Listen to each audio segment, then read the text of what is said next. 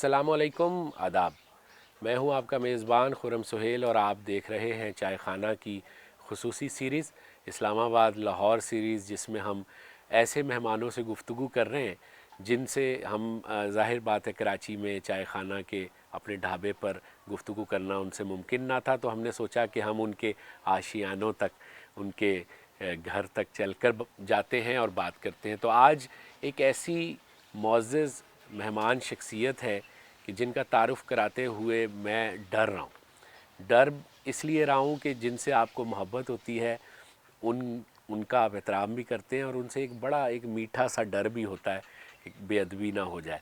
तो और उनका नाम काफ़ी है, मेरा ख़्याल है मुझे कुछ कहने की ज़रूरत नहीं है कि आज हमारे साथ पाकिस्तान के मारूफ़ साइंसदान, मारूफ़ मुहक्किक, उस्ताद और उसके साथ साथ एक बहुत ज़बरदस्त समाजी कारकुन एक्टिविस्ट जनाब डॉक्टर परवेज़ हूद भाई मौजूद है। अस्सलाम वालेकुम सर। वालेकुम सलाम। सर कैसे हैं आप? जनाब दुआ आपकी। सर मैं तो एक तालिब इल्म हूँ सहाफ़त का भी और उन तमाम मौज़ूआत का भी जिन पर आप बहुत सेर हासिल गुफ्तगू करते हैं। तो मैं उन मौज़ूआत पर आना चाहूँगा, और हमारे देखने वाले आपको बहुत अच्छी तरह जानते हैं, आपकी अफ़कार को और नज़रियात को भी। तो कुछ बुनियादी बातें अगर आप इजाज़त दें तो मैं शुरू करता हूँ। बखुशी। पहला सवाल ये है कि सोशल मीडिया पर अक्सर लोग आपके पीछे पड़ जाते हैं, बदतमीज़ी करते हैं या बदतमीज़ी वाला रवैया होता है, जैसे ये अभी बुर्के और नकाब वाली बात कुछ अरसा पहले हुई। क्यों ऐसा होता है आपके साथ ही? मेरा ख्याल है बहुतों के साथ होता है, अगर मेरे साथ हुआ तो क्या। पढ़े लिखे लेकिन लोगों में। चलिए देखें, एक तो ये कि मैं सोशल मीडिया इस्तेमाल ही नहीं करता हूँ, ना मेरा ट्विटर है, ना फेसबुक है, ठीक। ना मेरे पास वो स्मार्टफोन है, बस ठीक। वो सादे वाले से मैं काम लेता हूँ। और अगर कोई मुझे बहुत बुरा कहता है तो मुझे उसकी खबर ही नहीं होती। हाँ, कहीं से मैं सुनता हूँ कि लोग बुरा कहते हैं तो मैं कहता हूँ कि उनका हक है कि वो बोले बुरा मुझे। तो लेकिन अब ये है कि अगर आमना सामना होता ना, तो मैं उनसे पूछता कि भाई मसला क्या है, आप किस चीज़ से इख्तलाफ करते हैं, और क्या हम गुफ्त शनीद से हमारे इख्तलाफात कम हो सकते हैं। तो मैं समझता हूँ कि अगर इस किस्म की मंतकी दलील इस्तेमाल की जाए तो हमारे इख्तलाफात ख़त्म भी हो सकते हैं। बिल्कुल ठीक है। तो मिसाल के तौर पे इसी अबाए के हवाले से, और ये जो बुर्का अबाया या जो भी स्कार्फ इसको कहें, जो इशू हुआ, एक खातून एंकर ने बाकायदा टीवी पर, एक नेशनल टीवी पर, और वो पूरा अबाया पहन रही है और कह रही है अब मुझ में क्या फ़र्क आ गया, पहले मुझ में क्या फ़र्क था। तो एक बहुत संजीदा किस्म के तबके ने भी आपको रिएक्ट किया है। मैंने सिर्फ अपना मुशाहिदा बयान किया था, और मैं फिर करता हूँ जी। ये कि जब मैंने कायद आज़म यूनिवर्सिटी में 47 साल पहले पढ़ाना शुरू किया था तो महज एक दो लड़कियां थीं जो बुर्का करती थीं या बिल्कुल बिल्कुल। हिजाब करती थी। अब ढेरों ढेर हैं, तकरीबन सारी हैं। पहले ये होता था कि वो क्लास में सवाल करती थी, और दूसरे ये कि मैं जान सकता था कि कौन वहाँ पर है और क्या मेरी बात उससे समझ आई है कि नहीं। चेहरे के तासुरात से आप जान सकते हैं ना। लेकिन अब कोई सवाल नहीं पूछता। दूसरे ये कि अगर कोई सवाल पूछे भी तो पता नहीं चलता कि इसने पूछा, उसने पूछा, उसने पूछा। तो जो बुर्क़े या का काम है, उसका मकसद है वो ये कि औरत की शनाख्त को छुपाए। अब अगर कोई खातून टीवी पर ये कहती हैं कि मैं एंकर हूँ और मैंने बुर्का पहना है, तो वो तवज्जो, देखने वालों की तवज्जो अपनी तरफ खींचती है यूँ, जो कि मैं समझता हूँ कि गलत बात हुई ना।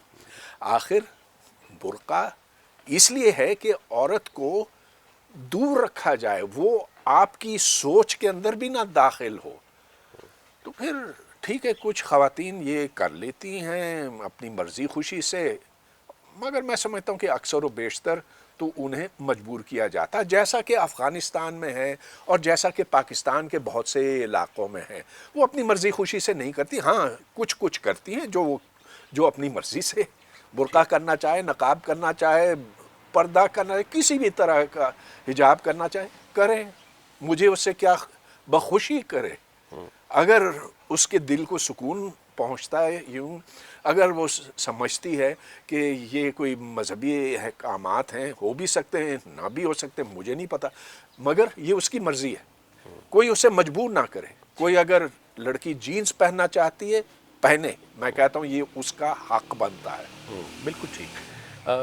ایک چونکہ میں پہلے ان نکات پر گفتگو کر رہا ہوں جو اعتراضات ہیں آپ کے حوالے سے، اور ہمیں اس کی رائے لینا بہت ضروری ہے تاکہ برابر ہو سکے بات. کچھ لوگوں کا خیال ہے کہ آپ کا تو یہ میدان ہی نہیں ہے، چاہے وہ اسلامک مذہبی معاملات ہوں یا سماجی معاملات ہوں. آپ تو ایک سائنسدان ہیں، آپ صرف اپنے میدان تک رہیں اور کام کریں. ایک بہت بڑے طبقے کا یہ جواز ہے کہ آپ بلا وجہ ٹانگ اڑاتے ہیں ان موضوعات میں. سوچیں ضرور اس طرح سے، لیکن میں سب سے پہلے تو پاکستان کا شہری ہوں نا، اس ملک میں رہتا ہوں، آس اور پاس دیکھتا ہوں، اور مجھے بہت سی ایسی چیزیں دکھائی دیتی ہیں جو دل کو تکلیف پہنچاتی ہیں. اور سب سے زیادہ تکلیف تو مجھے اس بات سے ہے کہ باہر کوڑے کا ڈھیر ہے، ادھر چھوٹے بچے اس میں سے کھانے کی چیزیں ڈھونڈ رہے ہیں. ہاں، اب اگر میں اس کی طرف نہ دیکھوں اور اس پر آواز نہ اٹھاؤں تو کیا میرا ضمیر مجھے زندہ رہنے کی اجازت دے گا؟ کیوں نہ میں ان سماجی برائیوں کی نشاندہی کروں. یہ تو ایک مسئلہ ہے، لیکن اس ملک کے اندر 101 دوسرے مسئلے بھی ہیں. یہاں جس قسم سے کرپشن پھیلی ہے، اور اب بھی کہ عمران خان کا کہنا ہے کہ میں نے ختم کر دیا، ہر طرف مجھے کرپشن دکھائی دیتی ہے. آپ کو ڈر نہیں لگتا؟ بھائی ڈر تو ہر ایک کو لگتا ہے، تو کیا کرے، ڈر کے ایک زمین میں کھڈا کھود کے ادھر لیٹ جائیں؟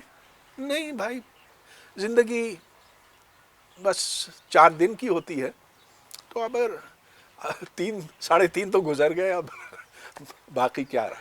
آپ کے ناقدین کا یہ بھی خیال ہے کہ یہی برائیاں لگ بھگ تقریباً پڑوسی ملک بھارت میں بھی ہیں، تو آپ صرف اپنے ہی ملک کو تنقید کا نشانہ بناتے ہیں؟ اگر میں بھارت میں ہوتا تو گلا پھاڑ کے میں وہاں پر بھی چیختا. اور میں بہت سے ایسے لوگوں کو جانتا ہوں، وہ میرے دوست ہیں، وہ ہندو بھی ہیں، وہ مسلمان بھی ہیں، لیکن وہ مودی سرکار کے دشمن ہیں، وہ انڈیا کی اسٹیبلشمنٹ کے دشمن ہیں، اور وہ بولتے ہیں، اور وہ اس لیے بولتے ہیں کہ وہ کہتے ہیں کہ یہ ہمارا فرض بنتا ہے.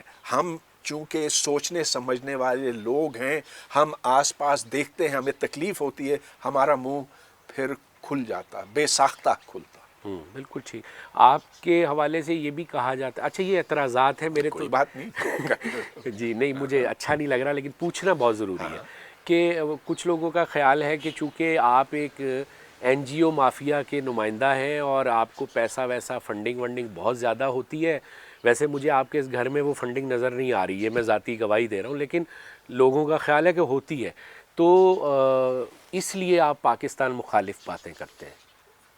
چلیے کسی دن جب آ جائے گا سی آئی اے کا چیک، آ جائے گا موساد کا، را کا، تو پھر میں آپ کو دعوت دوں گا، پھر ہم خوب کھائیں گے پیئیں گے، آپ کو بھی شامل کروں گا، ہر ایک جو آس پاس ہے.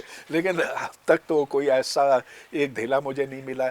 جو میں نے زندگی میں کمایا ہے وہ اس طرح سے میں نے سن 73 سے لے کر ریٹائرمنٹ تک جی قائد اعظم یونیورسٹی میں کام کیا، پھر لمز میں، پھر ایف سی کالج لاہور میں. تو جو کچھ میں نے کمایا ہے وہ سب کے سامنے ہے، وہ میرے ٹیکس ریکارڈ میں ہے، ٹیکس ادا کرتا ہوں. اب تو ٹیکس دینے کی ضرورت ہی نہیں کیونکہ آمدنی نہیں. تو بالکل صحیح. اب آ جائے نا سی آئی اے کا پیسہ، را کا پیسہ، تو اب ضرورت پڑ رہی ہے اس کی. سر آپ استاد بھی، اتنا ایک طویل آپ کا کیریئر ہے، لیکن جہاں لیگسی بنتی ہے، جب 40 سال 50 سال آپ پڑھا لیتے ہیں تو دنیا کی کسی بھی مہذب ملک میں آپ کی ایک لیگسی بن جاتی ہے، آپ ایک لیجنڈ میں تبدیل ہو جاتے ہیں، لوگ آپ کے نقش قدم کو چومتے ہیں. آپ کے ساتھ الٹ ہو رہا ہے. جب آپ 40-43 سال کا کیریئر پورا کرتے ہیں تو لمس یونیورسٹی آپ کو فارغ کر دیتی ہے، جبری رخصت پہ بھیج دیتی ہے. یہ اور پھر ایف سی کالج بھی، اور ایف سی کالج بھی، اور پھر جو رویے ناروا رکھے گئے مختلف اور اسی سے ملتے جلتے. تو لوگ تو ملک چھوڑ کے چلے جاتے ہیں سر، تنگ آتے ہیں تو آپ ملک بھی چھوڑ کے نہیں جاتے، آپ کیسے؟ آپ محب وطن تو ہے نہیں بقول بہت ساری طاقتوں کے، تو پھر آپ ملک بھی نہیں چھوڑ کے جاتے؟ چھوڑ کے جانا تھا تو بہت پہلے چلا جاتا نا، جی لیکن اب جانے کا کیا فائدہ؟ جی صحیح بات۔ اچھا، دوسرا یہ کہ میں نہ پہلے جانا چاہتا تھا اور نہ اب جانا چاہتا ہوں۔ میں سمجھتا ہوں کہ جہاں میں پیدا ہوا ہوں تو اس کے ساتھ ایک خاص قربت، ایک خاص رشتہ بنتا ہے، بے شک۔ اور میں اس بات سے خوش ہوں کہ میں نے اپنی ساری زندگی یہاں گزاری۔ جو تھوڑا بہت کر سکتا تھا سو میں نے کیا، جو خرابیاں ملک کے اندر ہیں سو اپنی جگہ پہ ہیں، لیکن کوئی فرد زیادہ اس چیز میں کر نہیں سکتا۔ حتی الامکان کوشش کرنی چاہیے۔ جہاں تک لوگ لیگیسی کی بات ہے، جی میں تو ویسے بھی پیری مریدی کا قائل نہیں ہوں، تو اچھی بات ہے۔ لیکن پھر بھی سر، آپ ایک گوشت پوشت کے انسان ہیں، آپ نے ایک شعبے کو سروس دی ہے، اتنا عرصہ کام کیا ہے، یہ اختتام تو نہیں ہونا چاہیے نا؟ ہم ہر ایک کے ساتھ کچھ نہ کچھ تو ہوتا ہے۔ دیکھیے، میں تو اپنے آپ کو ایک بڑا خوش نصیب شخص سمجھتا ہوں۔ میں نے اول تو اپنا شوق پورا کیا، اگرچہ پورا نہیں ہوا، تشنگی رہ گئی ہے، کہ میں نے فزکس میں تحقیق کی ہے، اسے پڑھا ہے، اور آج بھی پڑھ رہا ہوں، اور آج بھی کچھ تحقیق کر رہا ہوں۔ تو جو مجھے اس سے خوشی ملتی ہے وہ کسی اور چیز سے نہیں ملتی، واہ، کیونکہ یہ ایک اس قدر خوبصورت مضمون ہے کہ آپ صرف چند بنیادی اصولوں کی بنا پر آپ جان سکتے ہیں کہ ستاروں سے ستارے کیوں چمکتے ہیں، کہ وہی چیز ہے جو سورج کے اندر ہے، اس سے جو گرمی اور توانائی نکلتی ہے وہ نیوکلیئر ری ایکشن سے۔ تو میرا شعبہ نیوکلیئر فزکس ہے، اس میں کام کیا، ٹھیک ہے، مناسب کام ہے، کوئی بہت زیادہ اچھا نہیں، کوئی بہت زیادہ برا نہیں، لیکن جتنی میری صلاحیت تھی اس کے حساب سے ٹھیک ہے۔ ڈاکٹر صاحب ایک چھوٹا سا وقفہ ہمیں لینا ہے، وقفے سے واپس آتے ہیں اور گفتگو کے سلسلے کو ہم یہیں سے شروع کرتے ہیں۔ تو ناظرین ہمارے ساتھ رہیے گا، ایک چھوٹا سا وقفہ، گفتگو ہو رہی ہے ڈاکٹر پرویز ہود بھائی سے، اور وہ گفتگو جو آپ سننا چاہتے ہیں، جو آپ کے دلوں کی آواز ہے، ابھی حاضر ہے۔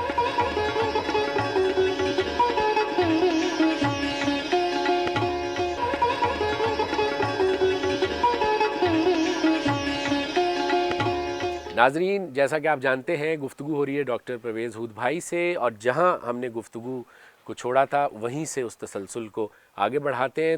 آپ کے ناقدین کہتے ہیں کہ جس گہرائی کے ساتھ تحقیق آپ کو کرنی چاہیے تھی اور کوئی چیز بھی ایجاد کرنی چاہیے تھی، تو میں نے تو آپ کے وہ پیپرز اور ان کے عنوانات پڑھے ہیں، لیکن انہوں نے نہیں پڑھے، تو اس ڈائلاگ کے تھرو میں یہ چاہتا ہوں کہ تھوڑا سا آپ اپنے اس کام کے، علمی کام کے بارے میں بھی بتائیں، وہ مختصر۔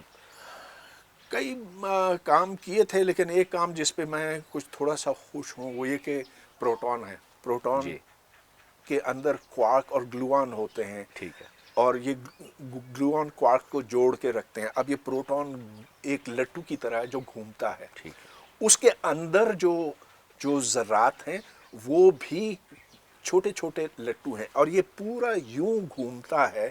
کیسے گھومتا ہے، کوارکس کا کتنا حصہ ہے، گلوونز کا کتنا حصہ ہے، اور آپ یہ کیسے جان سکتے ہیں؟ تو میری تحقیق کچھ اس سے بھی متعلق ہے، اور بس میں صرف یہ کہوں گا کہ کوئی جائے گوگل اسکالر پہ میرا نام ڈالے تو جو حوالہ جات ہیں، یعنی کہ جو میں نے کام جی کی ہے اس کے جو حوالہ جات وہ ہیں وہ مل مل جائیں جائیں گے، اور پھر دوسرے بھی کام ہیں جو نیوکلیس سے، باقاعدہ نیوکلیس سے متعلق ہے۔ بہرحال یہ ٹیکنیکل چیزیں ہیں، جی میں اس میں پڑھنا نہیں چاہتا، بس یہ کہ میرا وقت اچھا گزرا یہ تحقیق کرتے ہوئے، کاش کہ میں اس سے بہت زیادہ کر سکتا۔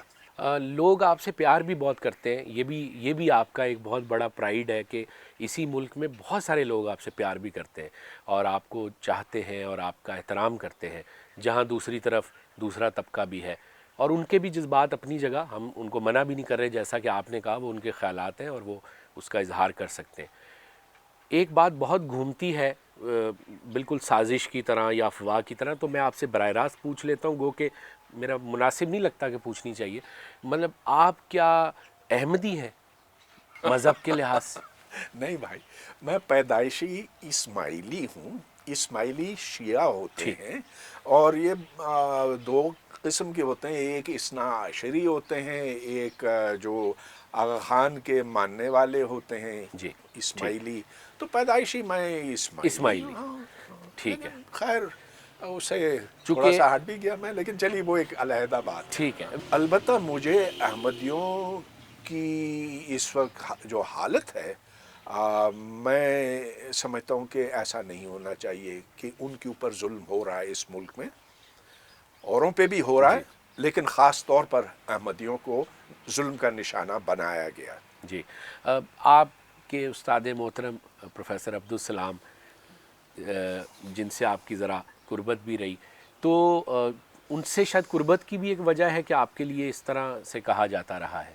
نہیں، اول تو وہ میرے استاد نہیں تھے، وہ بزرگ تھے، ٹھیک، بہت اس زمانے کے بہت بڑے سائنسدان تھے، اور اتنا بڑا سائنسدان پاکستان میں اور کوئی پیدا نہیں ہوا، پوری دنیا اسے مانتی ہے۔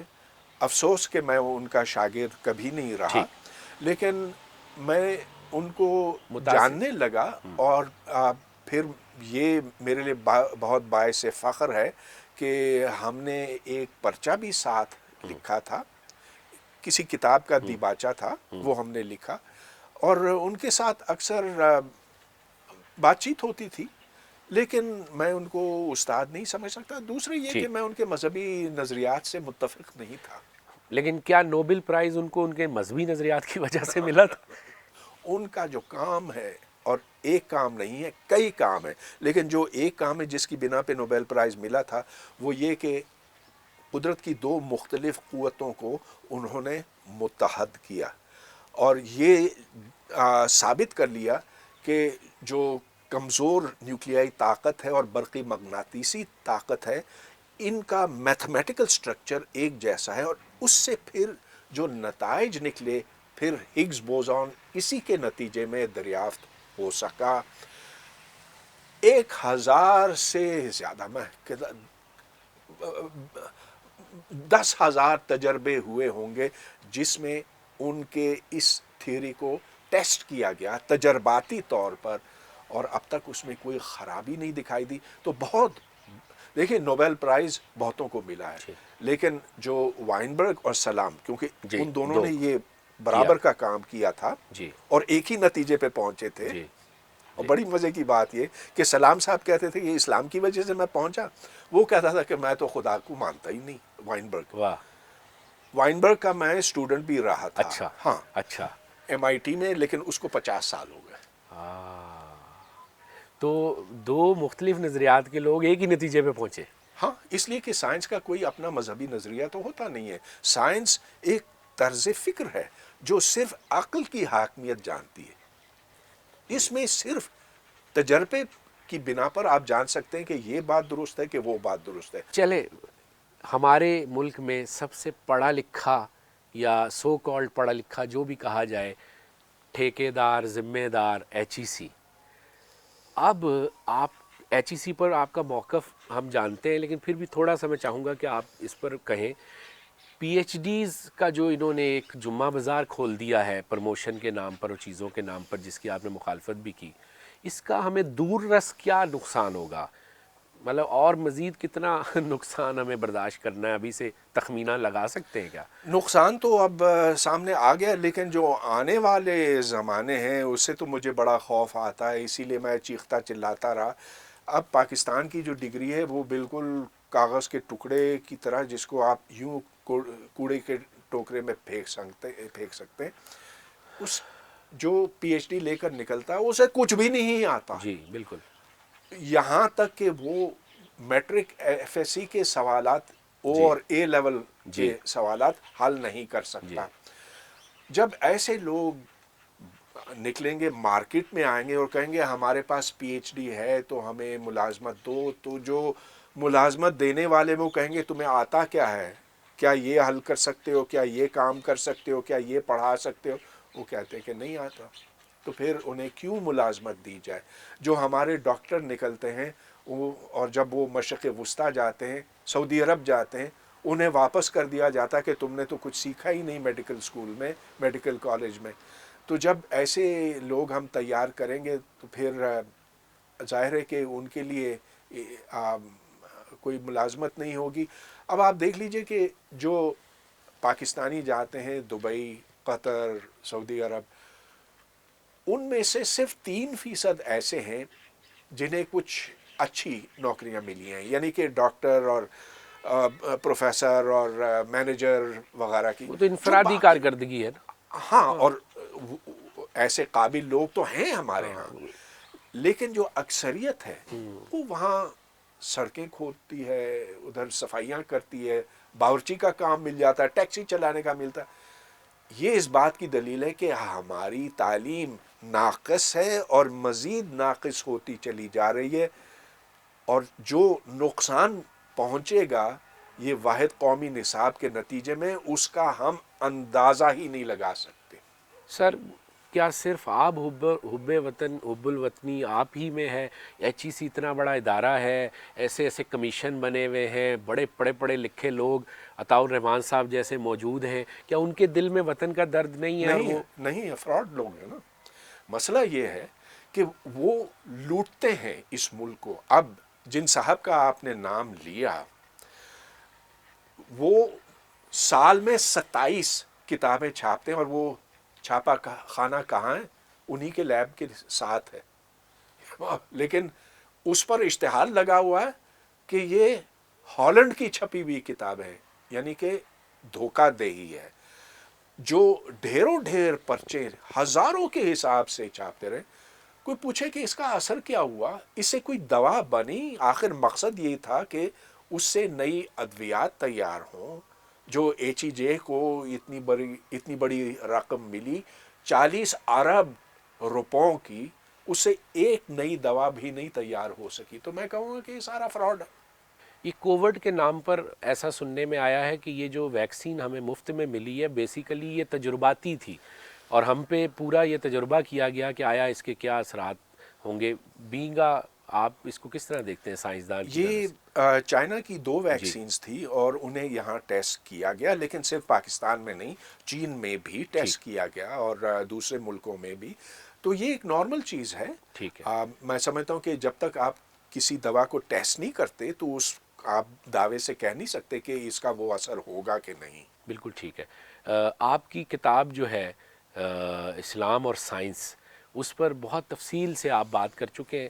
میں صرف یہ جاننا چاہتا ہوں کہ نشاط ثانیہ یورپ کو بھی ضرورت تھی، تاریکی سے وہ نکلا جب وہاں نشاط ثانیہ ہوا۔ ہمارا نشاط ثانیہ کوئی اندازہ ہے آپ کو کب آئے گا اور کتنا عرصہ ہم تاریکی میں رہیں گے؟ ایک نشاط ثانیہ تو آ کر گزر گیا، 9ویں صدی جی میں شروع ہوا، جی 13ویں صدی میں ختم ہو گیا۔ جی اب اس کے بعد پتہ نہیں، میری زندگی میں تو نہیں آئے گا، میرا خیال ہے میرے بچوں کی زندگیوں میں بھی نہیں آئے گا۔ اس سے آگے کیا ہوتا خدا جانے۔ لیکن جب تک رویے نہیں بدلتے، جب تک ہم عقل کو نہیں مانتے، جب تک ہم اندھے یقین پر ہی چلتے رہے، تو میں نہیں سمجھتا کہ ہم اس دلدل سے نکل سکیں گے۔ اب دیکھیں 900 سال گزر چکے ہیں، 800 سال 13ویں سے لے کر جی 21ویں جی صدی تک۔ ہم نے، یعنی کہ ہم مسلمانوں نے سائنس کے میدان میں ایک نئی ایجاد بھی نہیں کی ہے، ایک نئی مشین یا کوئی ایسا سائنسی کام کیا ہے جس کو دنیا مانتی ہو۔ لیکن ہمارے بہت بڑے طبقے کا، عوام کا یہ خیال ہے کہ جو آج ترقی ہوئی ہے اس کی بنیاد ہمارے مسلمان سائنسدانوں کی ایجادات پر ہے۔ یہ تو خیر بہت سے لوگ سمجھتے ہیں، اور صرف مسلمان نہیں، ہندوؤں کو آپ دیکھیں یا چینیوں کو دیکھیں، وہ کہتے ہیں کہ ہم ہی لوگ ہیں جو شروع کے تھے اور جس کی وجہ سے سائنس پنپ سکی، سائنس شروع ہو سکی، اور پھر ہم نے اس کو جتنا ڈیولپ کیا تو پھر بعد میں یونان کے اور اس کے 1000 سال بعد مسلمانوں نے تھوڑا بہت کیا۔ تو لوگ جو کسی ایک تہذیب سے کسی ایک مذہب سے تعلق رکھتے ہیں اپنی تہذیب یا اپنے مذہب کو بہت اچھا سمجھتے ہیں. تو یہ ایک قدرتی بات ہے، لیکن اس دھوکے میں ہمیں نہیں آنا چاہیے، کیونکہ سائنس پوری انسانیت کو ملی ہے. یہ انسان کے دماغ کی تخلیق ہے، خواہ وہ چین کا ہو، ہند کا ہو، عرب کا ہو یا امریکہ کا ہو. چھوٹا سا وقفہ لیتے ہیں. ناظرین آپ بھی اپنی چائے بنا لیجئے اور ابھی حاضر ہوتے ہیں چائے پر ڈاکٹر پرویز ہود بھائی سے گفتگو ہو رہی ہے.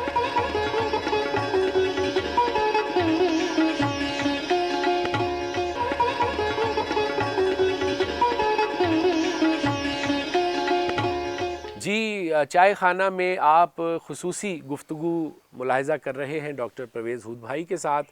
تو گفتگو کے سلسلے کو وہیں سے آگے بڑھاتے ہیں. آج کا جو طالب علم ہے جو صرف سچ جاننا چاہتا ہے، سچ کے راستے پر جانا چاہتا ہے، وہ جدید علوم بھی پڑھ رہا ہے، وہ اپنی اس تہذیب، روایات، جو کچھ بھی ہے، جیسا بھی ہے، اس کے ساتھ بھی جڑا ہوا ہے، وہ کدھر جائے، کیسے فیصلہ کرے، کیا طریقہ اختیار کرے کہ کنفیوز ہوئے بغیر وہ چیزوں تک ٹھیک سے پہنچ جائے.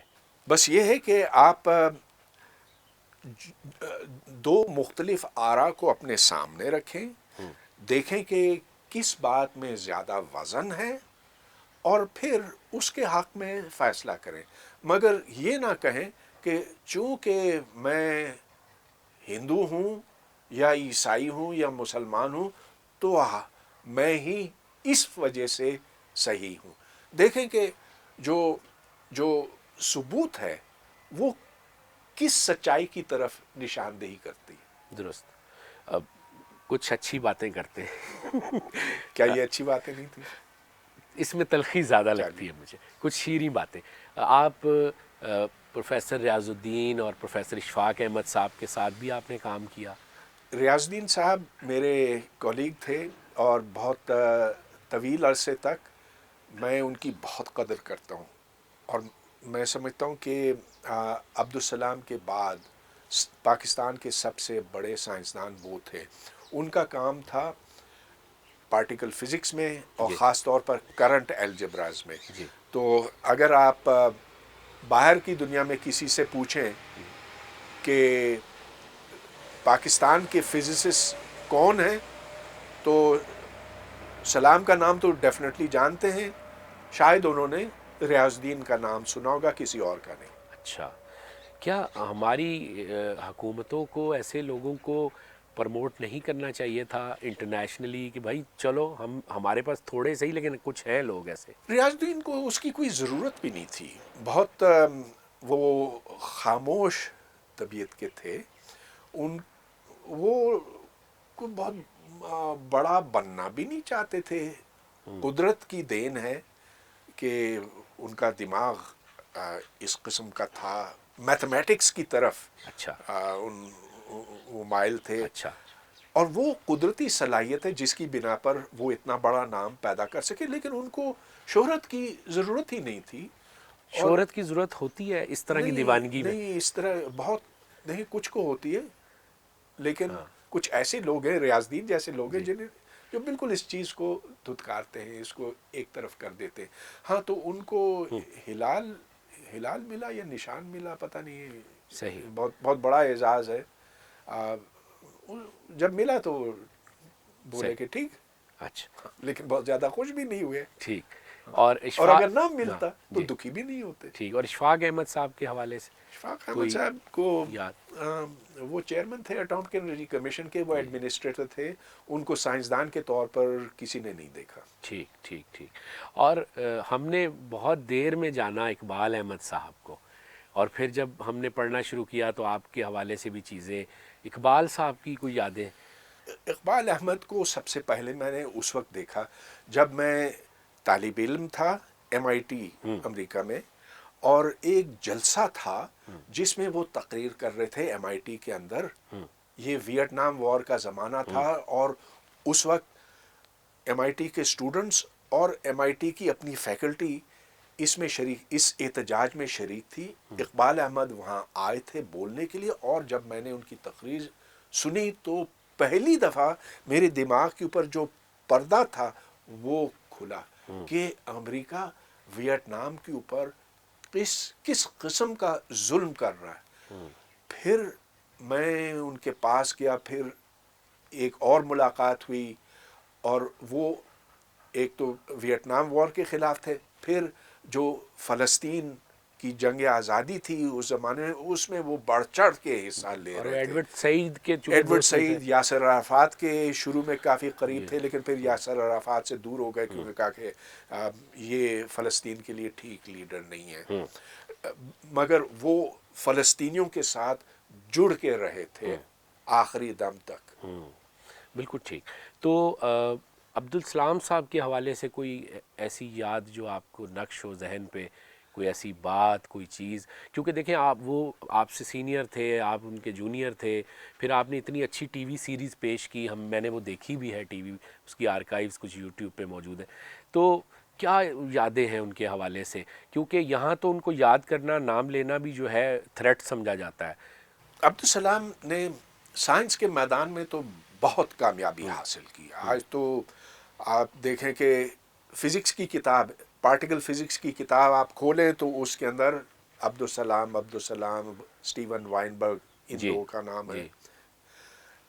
تو فزکس نے تو ان کو یاد کیا, لیکن ان کو اصل محبت پاکستان سے تھی. اور شروع کے دنوں میں ایوب خان کے زمانے میں, اور پھر سن 74 تک, بھٹو کا زمانہ تھا 71 سے لے کر 74 تک, تو اس وقت تک تو انہوں نے پاکستان کی بھرپور خدمت کی, اور یہاں وہ بہت بڑے آدمی مانے جاتے تھے. وہ اس بات سے خوش تھے, بہت خوش تھے کہ انہیں یہ موقع ملا ہے پاکستان کی خدمت کرنے کا. اور بے شمار پاکستانی ہیں جو اس وجہ سے تریستے جا سکے, ادھر جو فیسلٹیز ہیں ان سے استفادہ کر سکے. لیکن ان کا آخری وقت اچھا نہیں گزرا. وہ بہت دکھی تھے کہ پاکستان نے ان کو دھتکار دیا, مسترد کر دیا, اور بس وہ وقت اچھا نہیں گزرا. ایسی ایک خیال آ رہا ہے کہ اسلام صاحب اتنے مذہبی انسان تھے, مطلب مذہب سے لگاؤ تھا ان کو اور قربت تھی, تو وہ پھر بھی ایک اچھے سائنسدان ثابت ہوئے. عقل پوری طرح عقل پہ کلیہ نہیں کیا انہوں نے. ہاں, تو اس بات پہ کبھی کبھی ہماری بات بھی ہوتی تھی, اور چونکہ میں اتنا جونیئر تھا ان کے سامنے, تو اختلافی باتیں تو اتنی زیادہ ہو نہیں سکتی نا. بہرحال وہ اس سے کوئی فرق نہیں پڑتا کہ وہ مسلمان یا احمدی تھے, اور دوسری طرف اسٹیون وائنبرگ ملحد تھا, اور خوشی سے یہ اعلان کرتا, اور بار بار اور بہت ایک پرزور انداز میں, کہ میں تو خدا کے وجود کو تسلیم ہی نہیں کرتا. تو ایک طرف یہ, لیکن جو کام کیا وہ ایک ہی نقطے پہ آ کے جڑ گیا. یہ اس بات کی دلیل ہے کہ سائنس اصل میں صرف حقائق کو سامنے رکھتی ہے, اس میں منطق, ریاضی, مشاہدہ, تجربہ, یہ چیزیں ہیں جو طے کرتی ہیں کہ سائنس کا رخ کیا ہوگا. تو یہ معروضیت ہے نا, یہ وہ چیز ہے جو مجھے سائنس میں پسند ہے. تو اس سے کوئی فرق نہیں پڑتا کہ پیدائشی وہ احمدی, مسلمان جو بھی ہے, کوئی دوسرا ہے وہ پیدائشی ہندو ہے یا عیسائی ہے یا کچھ بھی نہیں ہے. کام ایک جب ہوگا نا, تب ہم جانیں گے کہ اس کام کی سچائی کتنی. بالکل ٹھیک ہے. ہمارے ہاں جو روشن خیالی کی علامت سمجھا جاتا تھا لیفٹ کا طبقہ, اس میں بھی اکثریت مذہبی لوگوں کی تھی, جو مخصوص ایام میں مذہبی ہو جاتے تھے اور سارا سال ترقی پسند رہتے تھے, سرخیر رہتے تھے. یہ ہم نے دیکھا. تو کیا ہمارے ہاں ترقی پسندی اور روشن خیالی بھی جعلی تھی؟ ترقی پسند کس کو کہتے ہیں؟ اول تو یہ بات واضح نہیں ہے. لوگ عموماً یہ کہتے ہیں کہ جو خدا میں نہیں مانتا وہ ترقی پسند ہے, لیکن یہ بچگانہ چیز ہے, بالکل بچگانہ چیز ہے. جو بہت بڑے بڑے لیفٹسٹ رہے ہیں, جیسا کہ فیض احمد فیض ہے, وہ تو خدا پہ کامل یقین رکھتے تھے. ترقی پسند میں اس سے کہوں گا جو سائنس کو بھی مانے اور انسان کی بھلائی کو بھی مانے، جی اور کوشش کرے کہ ہم تمام انسانوں کے لیے، صرف ایک مخصوص طبقے کے لیے نہیں، صرف ایک مخصوص گروہ کے لیے نہیں، تمام انسانوں کی بھلائی کے لیے وہ کام کرے، اور جو سائنسی اصول ہیں ان کو بروئے کار لائے۔ بالکل ٹھیک ہے۔ ان دنوں آپ کیا سوچ رہے ہیں، کیا کام کر رہے ہیں؟ کچھ لکھائی پڑھائی کا ہے، کچھ ڈسٹنس لرننگ لیکچرز ہیں، اچھا، تو ایسے ہے کہ انٹرنیٹ کا زمانہ ہے، تو امریکہ کینیڈا میں میرے کچھ لیکچرز بھی ہوتے ہیں، اس سے کچھ گزر بسر بھی ہو جاتی ہے۔ صحیح۔ آپ نے کچھ ڈاکومنٹریز بنائی، ایک آدھ نے تو بہت بڑے ایوارڈ بھی لیے پیرس کے فلم فیسٹیول میں، جو نہیں بڑا ایوارڈ کوئی نہیں تھا، چھوٹا ایوارڈ تھا، بہت نہیں، میں چھوٹا تو ایوارڈ فلم تھا۔ کریٹک ہوں، مجھے تو وہ بہت ویلیویبل ایوارڈ لگا آپ کا۔ وہ صرف یہ تھا کہ تو یہ میرا خیال ہے کوئی 20 سال پہلے جی کی بات ہے، موسمی تبدیلی کے اوپر تھا جی کہ ہم جو یہاں گیس اور کوئلہ جلا رہے ہیں اس سے فضا آلود ہو رہی ہے، ہم اس کرے کو خراب کر رہے ہیں، اس کے یہ نتائج اور یہ نتائج ہوں گے۔ تو آج کل تو ہر ایک اس کے اوپر کچھ نہ کچھ بنا رہا ہے، یہ ایک ابتدائی کوشش تھی، بہت بڑا کام نہیں تھا۔ اچھا، صحیح۔ تو کیا کہنا چاہیں گے ہمارے دیکھنے والوں کو بھی، اور جو لوگ آپ کو پسند کرتے ہیں وہ بھی، اور جو آپ کو پسند نہیں کرتے وہ بھی، ان کے لیے کوئی بات آپ کہنا چاہیں گے؟ بس یہی کہ کھلے دماغ سے آپ دیکھیں، اپنے آس اور پاس کیا ہے اس کا تجزیہ کریں، اس کے اوپر پڑھیں۔ پڑھنا بہت ضروری ہے، اور خاص طور پر کتابیں۔ ہمارے ہاں کتابیں پڑھنے کا رواج ختم ہو گیا۔ کتاب پڑھو، دماغ کھولو، اس کے بعد فیصلہ کرو۔ اس سے قبل کو کسی چیز کو اچھا کہو یا برا کہو، جو متضاد خیالات ہیں، مختلف خیالات ہیں، ان سب کو مجتمع کر کے اس کے بعد یہ طے کرو کہ کس بات میں زیادہ وزن ہے۔ بس میری یہی گزارش۔ بالکل ٹھیک۔ اور یہ جاتے جاتے ایک ضمنی بات کہ ہمارے عام لوگوں کا خیال ہے کہ اگر ان کا بچہ جس طرح کے نظام تعلیم میں ہے اور وہ انگریزی کی شد بدھ اسے ہو گئی ہے تو بس وہ پڑھ لکھ گیا، اور باقی بہت گہرائی میں جانے کی ضرورت نہیں ہے، اور اکثریت اب ایسا ہی ہو رہا ہے۔ او لیول اے لیول آپ نے بھی پڑھا، وہ آج بھی ہے موجود۔ چلیں پاکستان کا میٹرک سسٹم اور مدرسہ سسٹم کی ہم بات نہ بھی کریں، اس طبقے میں بھی جو ہے وہ بہرحال سائنس مخالف جذبات ہیں۔ سائنس مخالف ہے، وہ او اے لیول کر کے چپڑ چپڑ انگریزی تو بول لیتے ہیں، لیکن پڑھتے لکھتے کچھ نہیں ہے، دماغ ویسے ہی بند ہے۔ تو دماغ اور زبان کا تعلق نہیں ہے۔ آپ کوئی سی بھی زبان میں اگر کتاب پڑھیں، انٹرنیٹ پہ جا کر کھوج لگائیں، اور یہ سہولت پہلے نہیں تھی، آج ہے، اس طرح سے ایک دماغ کھل سکتا ہے۔ تو یہ جو او اور اے لیول ہے، ہاں یہ قدر بہتر ہے، یہ کیونکہ ہمارا میٹرک ایف ایس سی بالکل بیٹھ گیا ہے، اور اب جو مدرسے کے ساتھ جوڑیں گے تو مزید بیٹھ جائے گا۔ جی مگر او اے لیول بھی کوئی ضامن نہیں، کوئی گارنٹی نہیں کہ اس سے ایک سوچنے سمجھنے والا انسان پیدا ہوگا۔ سوچنے سمجھنے کے لیے آپ کو اپنے طور پر محنت کرنی ہوگی، اپنی خود کھوج لگانی ہوگی۔ کھوج لگائیں۔ لیکن سر ایک بات آخری، آپ جیسی قوت برداشت شاید سب میں نہ ہو۔ اس کھوج کے بعد جب ہم ایک مہذب انسان کو اپنے اندر دریافت کریں، اور جس معاشرے میں ہم رہتے ہیں جہاں ہر طرف اکثریت میں، سب نہیں لیکن زیادہ تر، بد تہذیبی کے مختلف مناظر اور فعل ہوتے نظر آتے ہیں، تو یہ کھوج تو اور سر تکلیف کا باعث نہیں بن جائے گی؟ یہ آگہی، یہ سوچ اور زیادہ تکلیف کا باعث نہیں بن جائے گی؟